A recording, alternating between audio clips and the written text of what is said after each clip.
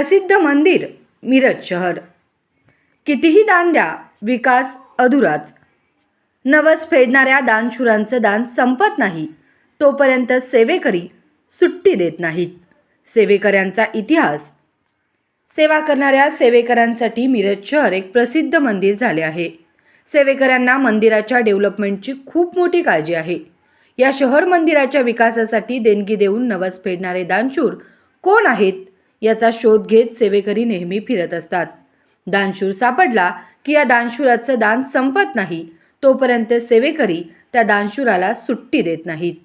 कितीही दान आले तर या प्रसिद्ध मिरज शहर मंदिराचा विकास मात्र अधुराच दिसून येतो। मिरज शहराच्या विकास कामासाठी निधी आणण्याची स्पर्धा लागली आहे। भाई भाऊ मास्तर या प्रत्येकांनी आपापल्या वाटा पकडल्या आहेत। कोणी रस्त्यांच्या विकास कामासाठी तर कोणी पर्यटन क्षेत्र विकास वाढीसाठी तर कोणी पाण्यासाठी निधी खेचून आणत आहे।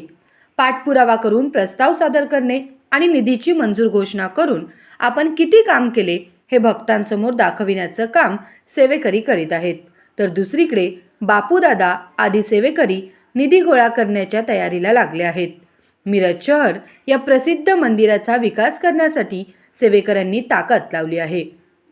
मार्च 2026 ते मार्च 2027 या एका वर्षाच्या कालावधीमध्ये कोण किती निधी मंजूर करून आणतो आणि किती खर्ची दाखवतो व झालेली विकास कामे किती दाखवतो याचा ताळेबंद वार्षिक अहवाल सेवेकरांना भक्तासमोर मांडावा लागणार आहे।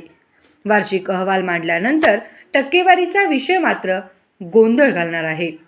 सुरुवात तर झाली आहे, पाहूया दानशूर कोण कोण आहेत।